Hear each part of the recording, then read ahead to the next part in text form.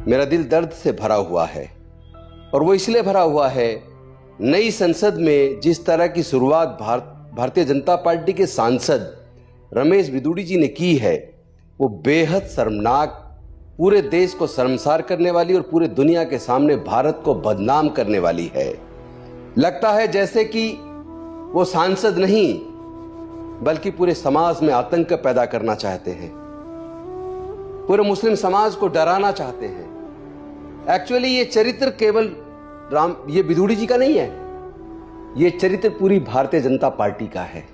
दानिश अली जी, मैं बड़ोदरा में संकल्प भूमि में था गुजरात में, मैंने वहां आपकी वीडियो देखी और जिस तरह सौरभ शुक्ला आपसे जवाब मांग रहे थे और आप जिस तरह आपकी आंखों में एकदम तुरंत आंसू निकल आ रहे, आपने कोई जवाब नहीं दिया और आप अंदर चले गए, ऐसा देखकर मेरा भी दिल दहल गया, मेरा भी मन रो उठा कि भारत ऐसे में बचेगा या नहीं बचेगा। ये लोग तो देश को तोड़ना चाहते हैं, लेकिन आप चिंता मत करना, पूरा भारत आपके साथ है, हम भी आपके साथ हैं। ये भारतीय जनता पार्टी के लोग, मैं पहले से कहता आया हूं, ये देश को तोड़ना चाहते हैं, ये देश के दुश्मन है, यही देश में आतंकवाद पैदा करना चाहते हैं। इनसे बचने की जरूरत है। अपने आंखें खोलो, SC, ST, OBC और माइनॉरिटी के लोगों, अपनी आंखें खोलो। और दूसरा ध्यान रहे, SC, ST, OBC का ही हमेशा ये लोग इस्तेमाल करते हैं। बिदुड़ी जी किस तरह OBC का होने के बावजूद जातिगत जनगणना के लिए उनकी सरकार ने साफ मना कर दिया, उन्होंने उफ तक नहीं किया। महिलाओं के आरक्षण में पिछड़े वर्ग की महिलाओं को भी रिजर्वेशन मिले, यह डिमांड तमाम विपक्षी पार्टियां कर रही थी, लेकिन बीजेपी के अंदर सबसे ज्यादा पिछड़े वर्ग के सांसद हैं और वो गुलाम बनकर चुप बैठे रहे, किसी ने आवाज बुलंद नहीं की। यही कारण है कि 12% लोग देश के 88% लोगों पर राज कर रहे हैं। शर्म नहीं आती? पूरे दुनिया के सामने पूरे भारत को शर्मसार किया आपने। आप इतनी नफरत आपके अंदर कहां से आ गई?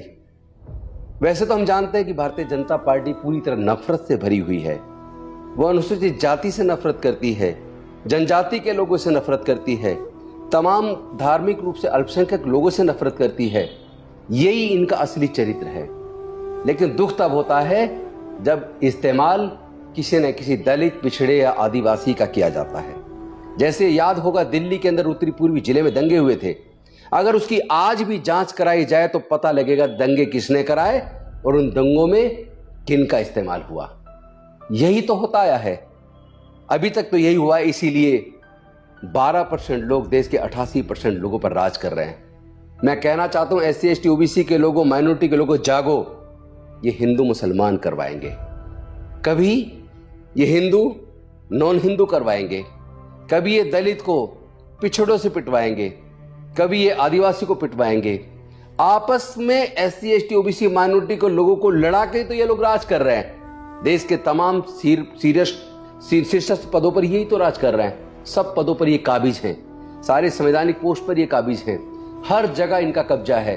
ध्यान रहे, अगर आज भी आपकी आंखें नहीं खुली तो SC, ST, OBC और माइनॉरिटी को फिर से पूरी तरह गुलाम होना पड़ेगा। और ये केवल उनकी गुलामी नहीं होगी, ये पूरे भारत की गुलामी होगी। अगर आपको भारत से प्यार है, अगर आपको अपने बच्चों से प्यार है, अगर आप अपने बच्चों को फिर से गुलाम नहीं देखना चाहते, तो मैं SC, ST, OBC के और माइनॉरिटी के लोगों से निवेदन करता हूं, एकजुट हो जाओ और किसी भी कीमत पर अपना इस्तेमाल मत होने दो। आपस में लड़ने की जरूरत नहीं है, आपस में एकजुट होकर अपने हक अधिकार के लिए लड़ो, अपने इज्जत के लिए लड़ो, अपने मान सम्मान के लिए लड़ो, स्वाभिमान के लिए लड़ो। बहन बेटी की इज्जत हमारी की लूटती है। लूटता कौन है? लूटने वालों के फेवर में खड़ा कौन होता है? आपके हक अधिकार को लूटता कौन है? कभी सोचा आपने? कभी सोचेंगे या नहीं सोचेंगे? अभी तो 75 साल हुए आजादी के, अभी जो डॉक्टर बाबा साहेब अम्बेडकर ने दिया था 70% छीन चुका है।